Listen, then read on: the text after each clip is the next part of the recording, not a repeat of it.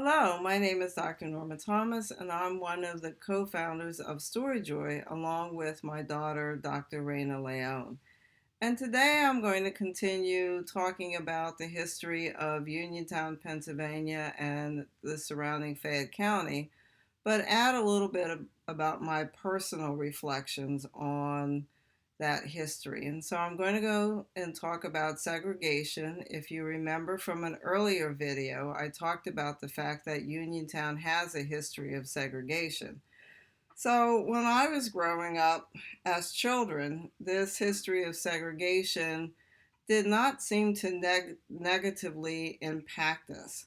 We lived at the base of two very large hills across the street from my grandparents. My aunt lived next door to them, and at the base of the hill was my cousin's property.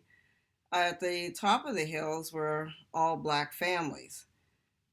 Our school was mostly white. Very few African Americans went to any of the schools I went to in Uniontown, but our church was 99 and 3/4% African American.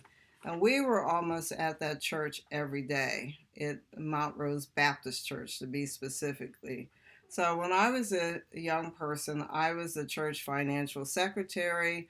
I was a Sunday school teacher. I was a member of the youth church, a member of the Young Missionary Society, and a member of the youth choir. So, again, needless to say, we were there just about 7 days a week. But we weren't totally devoid of an impact on what was going on, not only locally, but nationally. My mother and other activists they got on the bus to go to the Poor People's Campaign in Washington, D.C. So they were very much mindful of what was going on in the larger society.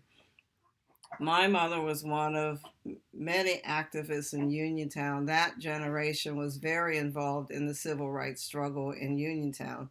In fact, I can vividly remember in 1971, I believe it was January, I know it was the winter because there was snow on the ground. My mother pulled six of her children out of school and had us march around Uniontown High School, one because of some egregious acts that had occurred against black students, but the main purpose was to get the Uniontown School District to hire black teachers. And so we, for 2 days, marched steadily around Uniontown High School. At the time, not only were we protesting and marching around the school, but I protested vigorously about being pulled out of school. I was a senior in high school, and I was going to be up for an award for perfect attendance for 8 years. And I was lamenting the fact that because my mother pulled us out of school, I would not get that award. At the time, she said to me that what I was doing was much more important than any award that I would get later on that year. And in fact, I would probably forget where I put that award and it wouldn't have any importance, but what I did that day would have a lot of importance. Of course, being a young person at the time, I didn't see it. But when I came back to Uniontown years later to be the program director of social work at California University of Pennsylvania, I attended a program and met a woman who was hired as a teacher in Uniontown High School. And she began her tenure as a teacher in September of 1971. So meeting her, I almost broke out into tears because I knew what my mother said was true, that what we did that day had made a difference to future students in the Uniontown School District. So that, and Uniontown also had its share of civil rights struggles. There were actually riots in Uniontown, Pennsylvania after the death of Dr. King and other instances where there were a lot of unrest in Uniontown. Out of that unrest came a community center called the East End United Community Center.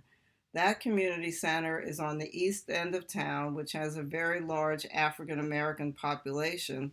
If you remember from a previous video, slaves escaping over Route 40 would escape through John Wesley Church into Baker Alley, which is on the east end of town. So some of those slaves never left, and there were a number of free people who came to Uniontown in the early days of the settlement of that town.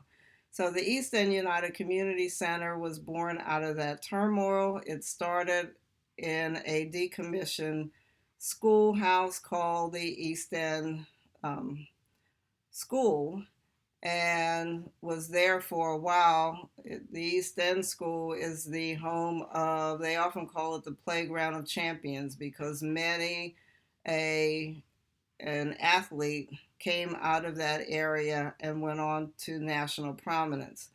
So after they left the decommissioned school, they went to a building on Main Street and now are in essentially a multi-million-dollar building on the east end of town. And although some of the money to fund that school, to fund that community center, was provided by a local businessman, Mr. Hardy, if it had not been for the community pulling itself together, raising a lot of resources, but also raising consciousness and being a source of support then and continued support, that center would not be in existence. It began in 1975. I don't have the incorporation document in front of me, but there were a number of people who signed their name to that original document.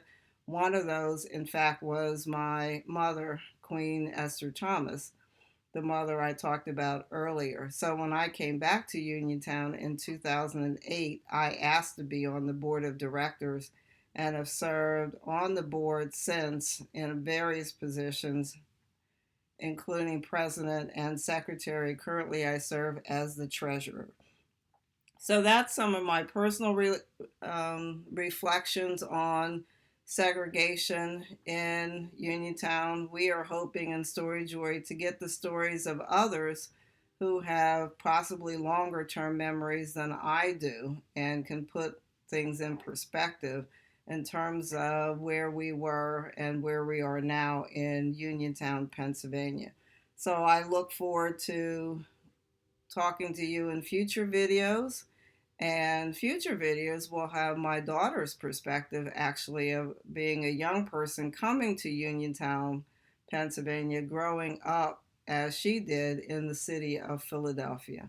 So again, I look forward to talking to you. At the end of this video, we will give you a link if you want to look up information about East End United Community Center in particular. Thank you and have a wonderful evening.